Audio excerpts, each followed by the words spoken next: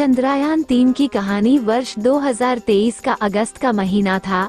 भारत के अंतरिक्ष अनुसंधान संगठन इसरो ने चंद्रयान-3 मिशन को लॉन्च किया था। इस मिशन का उद्देश्य चंद्रमा के दक्षिणी ध्रुव पर सॉफ्ट लैंडिंग करना और वहां पानी की बर्फ की खोज करना था। चंद्रयान-3 का यान 14 जुलाई को राधेश्याम श्वानूर अंतरिक्ष केंद्र से लॉन्च किया गया था। यान ने सफलतापूर्वक चंद्रमा की कक्षा में प्रवेश किया और 23 अगस्त की शाम को लैंडिंग के लिए तैयार हो गया। लैंडिंग के समय चंद्रयान-3 का लैंडर विक्रम चंद्रमा की सतह की ओर बढ़ रहा था। विक्रम में एक छोटा रोवर प्रज्ञान भी था, जिसे लैंडिंग के बाद चांद की सतह पर भेजा जाना था। लैंडिंग के दौरान विक्रम को कई चुनौतियों का सामना करना पड़ा। चांद की सतह पर गुरुत्वाकर्षण कम होने के कारण लैंडर को बहुत सावधानी से उतारना था। इसके अलावा चंद्रमा की सतह बहुत अनियमित है, इसलिए लैंडर को किसी भी प्रकार की चट्टान या खड्डों से टकराने से बचना था। लेकिन इसरो की टीम ने अपनी मेहनत और लगन से इन सभी चुनौतियों को पार कर लिया।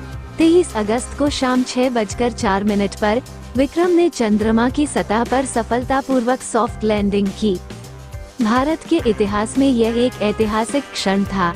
चंद्रयान-3 के सफल होने से भारत चंद्रमा के दक्षिणी ध्रुव पर सॉफ्ट लैंडिंग करने वाला दुनिया का चौथा देश बन गया।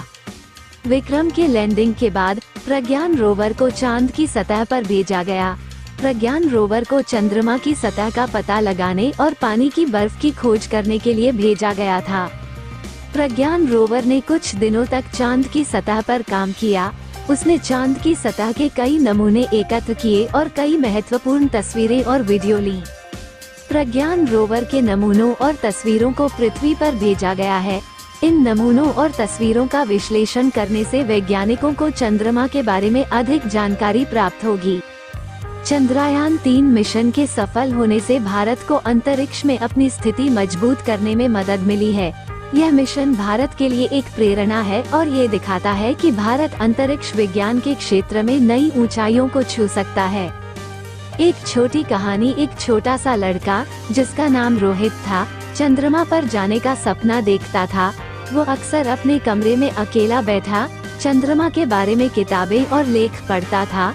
वो चंद्रमा की सतह के बारे में, वहाँ के खड्डों और पहाड़ों के बारे में जानता था। एक दिन रोहित को पता चला कि भारत चंद्रयान-3 मिशन लॉन्च करने जा रहा है। वो बहुत उत्साहित था। उसने मिशन के बारे में सब कुछ जानने की कोशिश की। 23 अगस्त को रोहित टीवी पर चंद्रयान-3 की लैंडिंग देख रहा था। वो बहुत ही उत्साहित था। जब विक्रम ने चंद्रमा पर सफलतापूर्वक सॉफ्ट लैंडिंग की तो रोहित बहुत खुश हुआ। रोहित ने सोचा कि वह भी एक दिन चंद्रमा पर जाएगा। उसने अपनी पढ़ाई पर ध्यान केंद्रित करने और एक अंतरिक्ष यात्री बनने का सपना देखने का फैसला किया। रोहित की कहानी हमें ये सिखाती है कि अगर हम मेहनत करें और अपने सपनों को जीने की ठान लें, तो कुछ भी असंभव नहीं है।